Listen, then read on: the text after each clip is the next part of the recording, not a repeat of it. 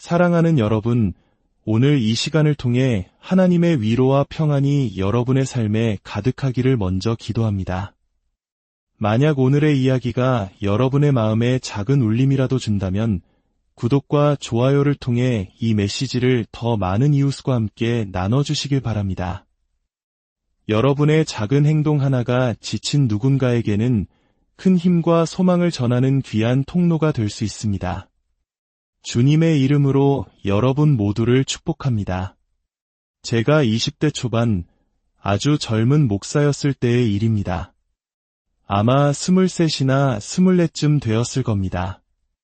제가 섬기던 교회의 담임 목사님께서 갑자기 허리 수술을 받게 되셨고 저에게 주일 설교부터 화요일, 수요일, 목요일, 그리고 다음 주일 예배까지 모든 설교를 맡아달라고 하셨습니다. 그 말을 듣는 순간 제 마음은 말할 수 없는 불안감에 휩싸였습니다. 저는 너무나 준비가 부족했고 자신이 없었습니다. 제 인생에서 처음으로 숨이 턱 막히는 듯한 압도적인 불안감, 그 거대한 무게에 짓눌리는 기분이었습니다. 심장이 미친 듯이 뛰고 숨이 가빠왔습니다.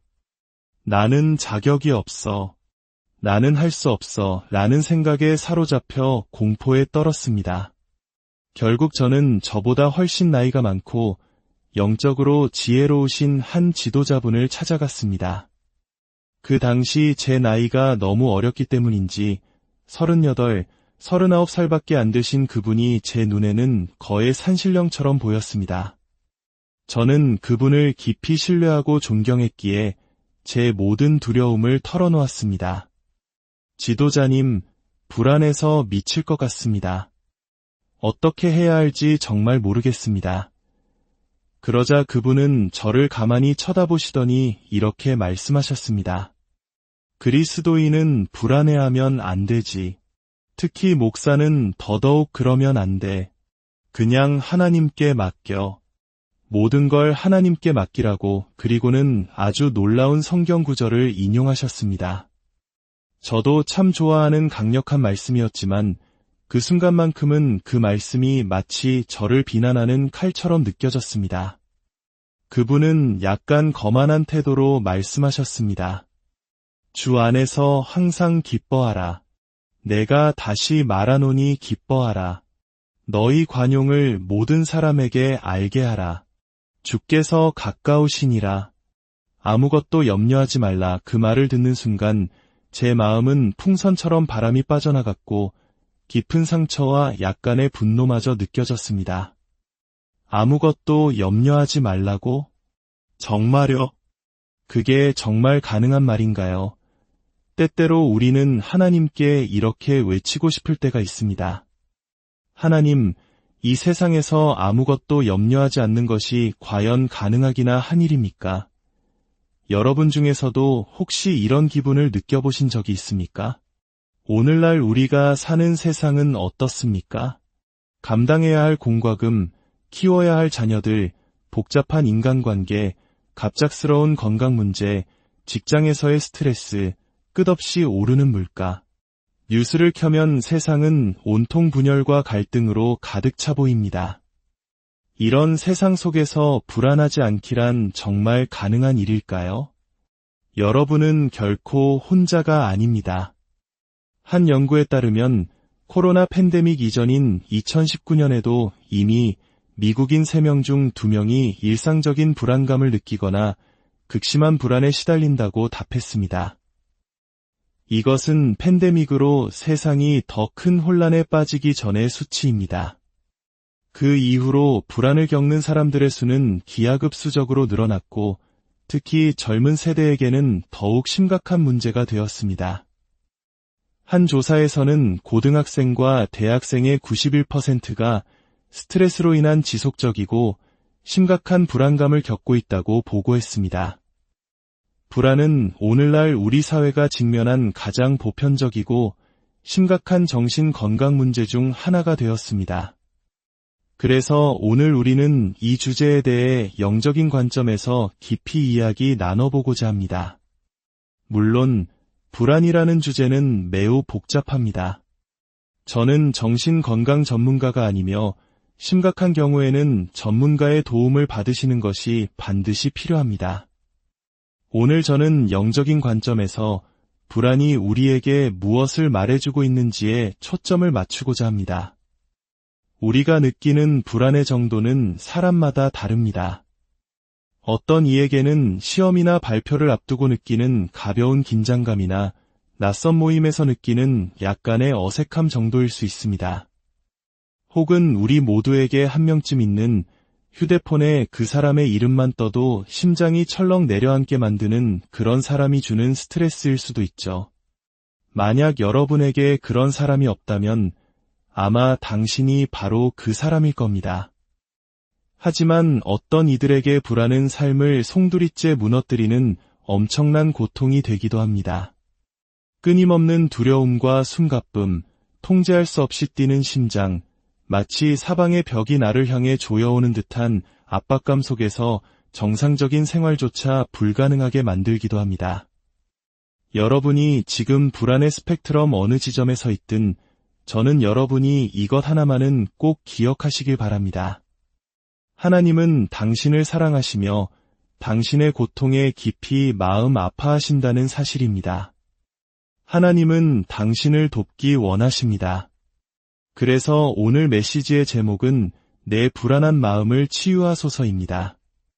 잠시 함께 기도하시겠습니다. 아버지 하나님, 지금 이 시간 주님의 임재 안에서 치유의 역사가 일어나게 하옵소서. 우리의 마음을 새롭게 하시고 주님의 말씀과 능력으로 우리를 가르쳐 주옵소서. 주님의 선하심과 마음의 평안을 구합니다. 우리의 기도를 들으시고 주님의 위로와 임재, 그리고 평강으로 우리의 마음과 생각을 변화시켜 주실 것을 믿으며 우리 주 예수 그리스도의 이름으로 기도합니다. 아멘. 오늘 우리는 불안과 씨름했던 한 경건한 지도자의 강력한 이야기를 성경을 통해 살펴보려 합니다. 역대하 20장에 나오는 유다의 네 번째 왕 여호사밧의 이야기입니다. 그는 이스라엘 역사상 몇 안 되는 선한 왕 중 한 명이었습니다. 하나님을 경외하는 왕이 다스리는 평화로운 유다 왕국의 어느 날 끔찍한 소식이 전해집니다. 모압 족속이 쳐들어온 것입니다. 그런데 그뿐만이 아니었습니다. 암몬 족속, 그리고 마온 족속까지 연합하여 거대한 군대를 이루어 유다를 공격해왔습니다. 이것이 바로 오늘날 많은 이들이 불안에 시달리는 이유를 잘 보여줍니다. 우리는 한 가지 어려움은 어떻게든 감당해낼 수 있습니다. 까다로운 직장 상사 한 명쯤은 견딜 수 있습니다. 하지만 거기에 고장난 자동차, 심각한 재정 문제, 그로 인해 악화되는 부부관계, 그리고 다이어트를 시작한 첫날 사무실에 놓여있는 맛있는 도넛까지 더해진다면 상황은 걷잡을 수 없이 힘들어집니다. 특히 오늘날 한국의 젊은 세대들은 어떻습니까? 역사상 가장 높은 교육 수준을 가졌지만 성공으로 가는 길은 그 어느 때보다 불투명합니다.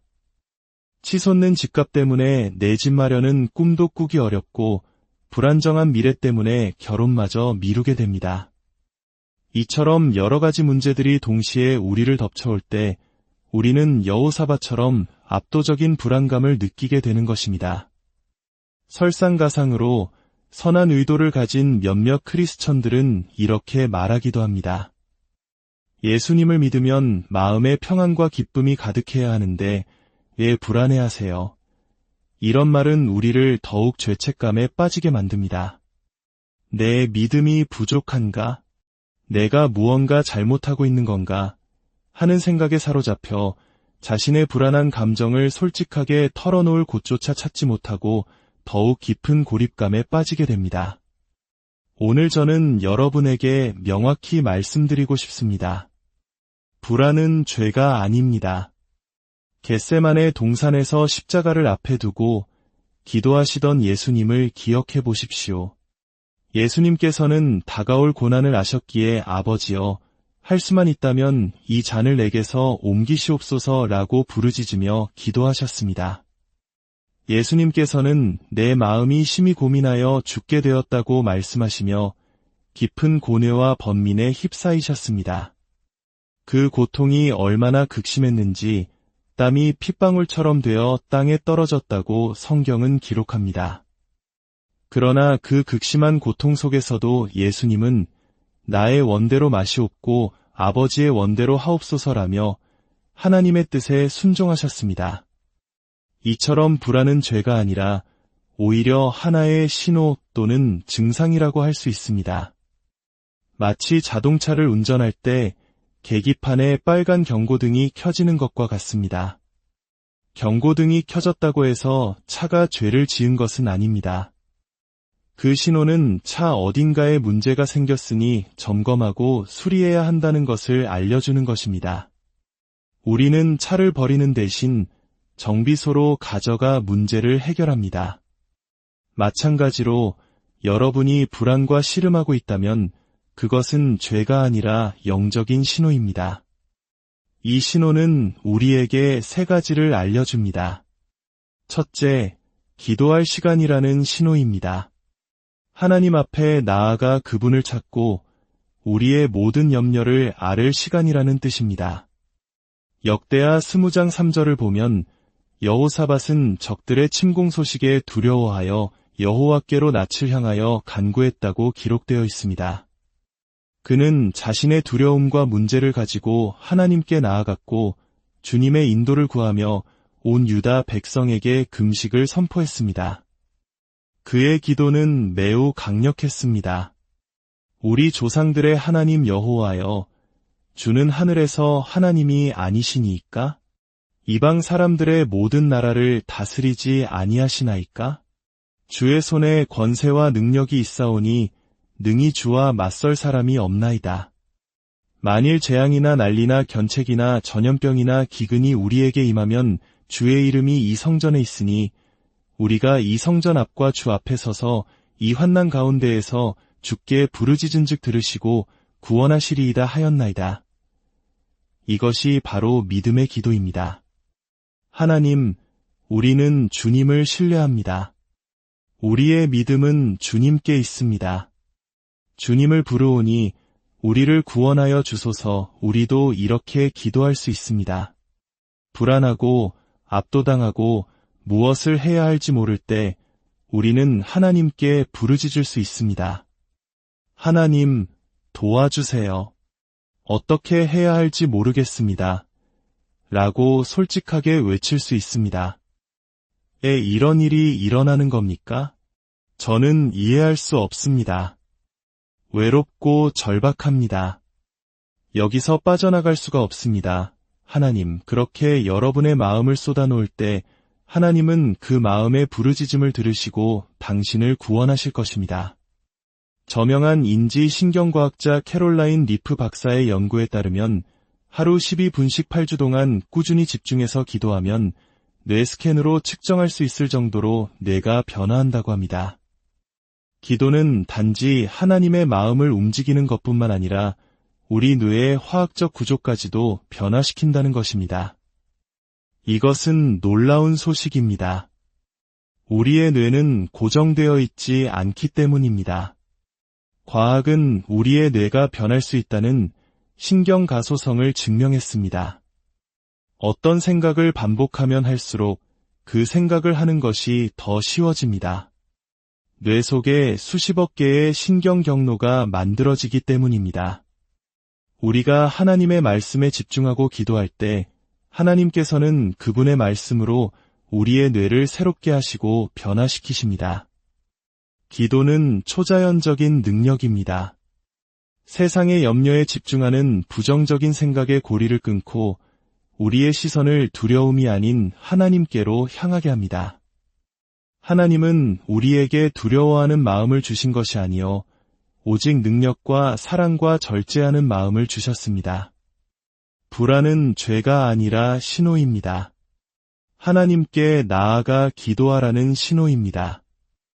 여호사밧의 기도는 계속됩니다. 그의 정직한 고백을 보십시오. 12절에서 그는 이렇게 기도합니다. 우리를 치러오는 이 큰 무리를 우리가 대적할 능력이 없고 어떻게 할 줄도 알지 못하옵고 오직 주만 바라보나이다. 여러분도 혹시 이렇게 느껴본 적 없으십니까?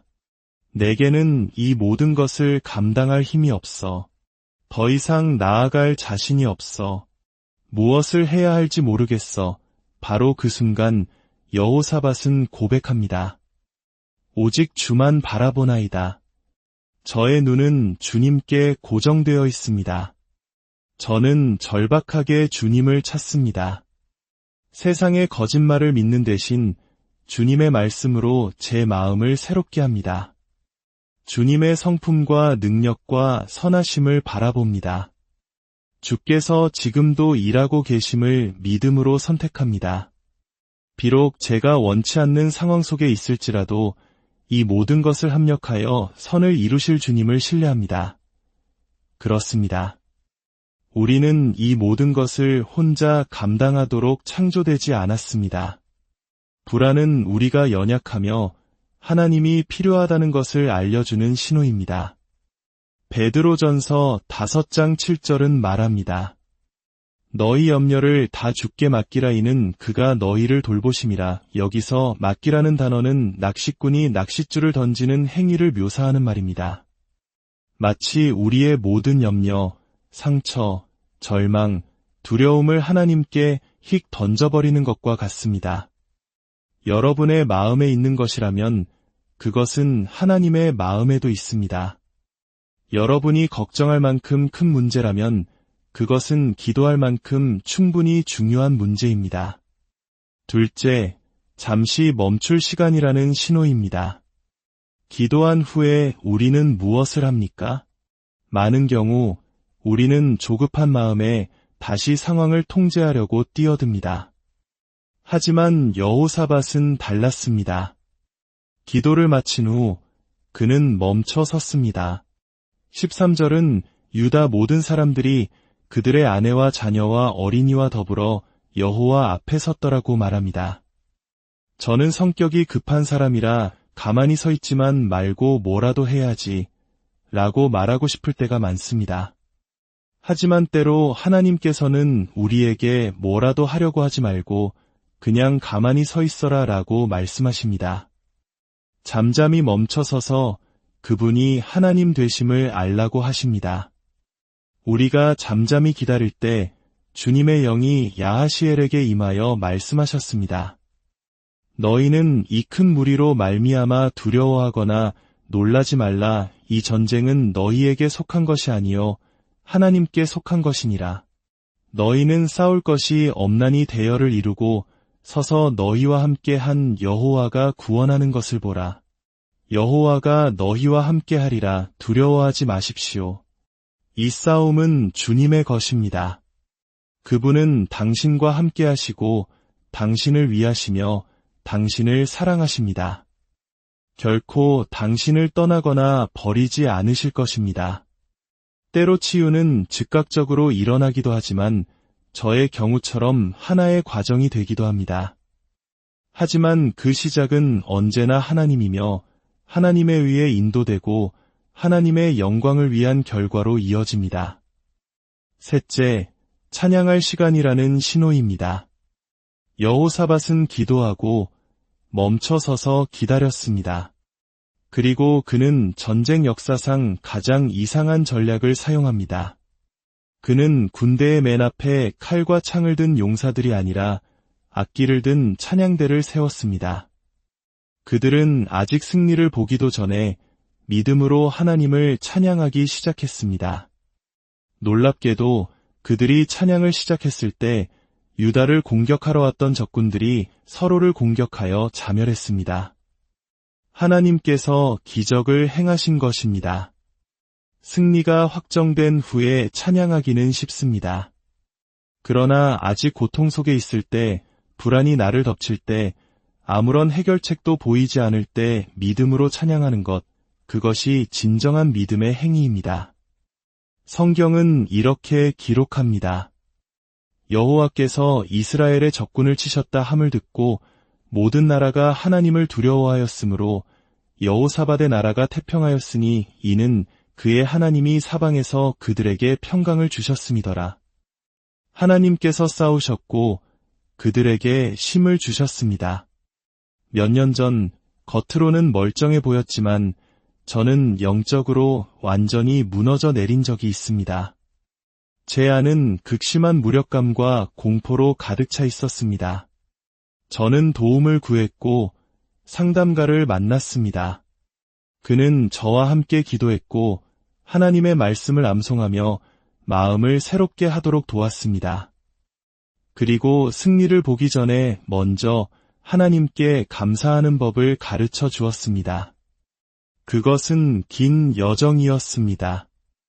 2년이 지나서야 저는 조심스럽게 조금 나아지고 있는 것 같아 라고 말할 수 있었습니다.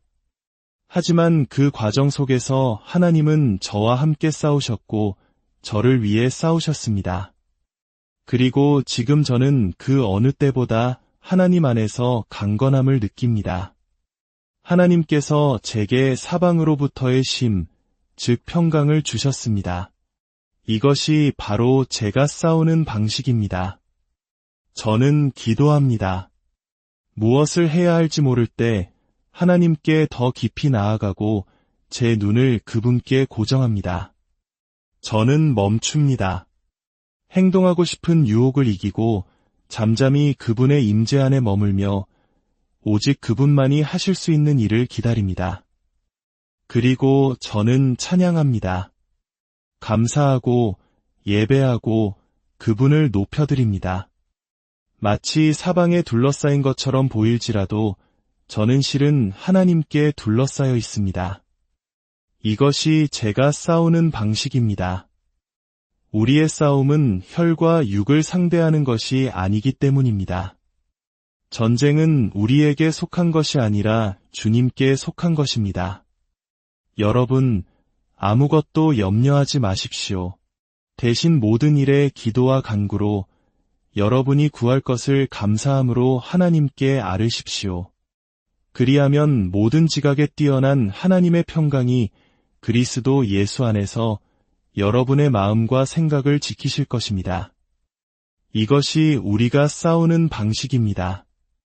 아버지 하나님, 오늘 극심한 불안과의 싸움 가운데 있는 많은 이들을 위해 기도합니다. 순간적인 가벼운 고난을 겪는 이들까지도 우리 모두 주님 앞에 나아갑니다. 우리를 도와주시고 우리를 위해 우리와 함께 싸워주시옵소서. 지금 여러분의 가정에 불안이 있습니까? 당신 자신이든 배우자든 자녀든 그 불안으로부터 하나님의 치유를 구하기 원하신다면 조용히 마음의 손을 들어주십시오. 하나님, 우리를 돌보시는 주님께 감사합니다. 우리의 모든 짐을 아시는 주님, 이 시간 우리가 주님께 모든 것을 맡깁니다. 우리를 도우시고 인도하여 주옵소서. 때로는 즉각적으로, 때로는 여정을 통해 치유하시는 주님을 신뢰합니다. 모든 것이 주님으로부터 시작되어 주님으로 말미암고 주님의 영광을 위해 있음을 믿습니다. 그리고 이 시간 우리 함께 하나님께 감사합시다. 하나님, 감사합니다. 아직 승리는 보이지 않지만 승리 이전에 먼저 감사드립니다. 이 고통의 반대편에 승리가 있음을 믿기 때문입니다. 하나님을 찬양합니다. 예배합니다. 주님의 안식과 평강이 우리 모두에게 임하기를 기도합니다.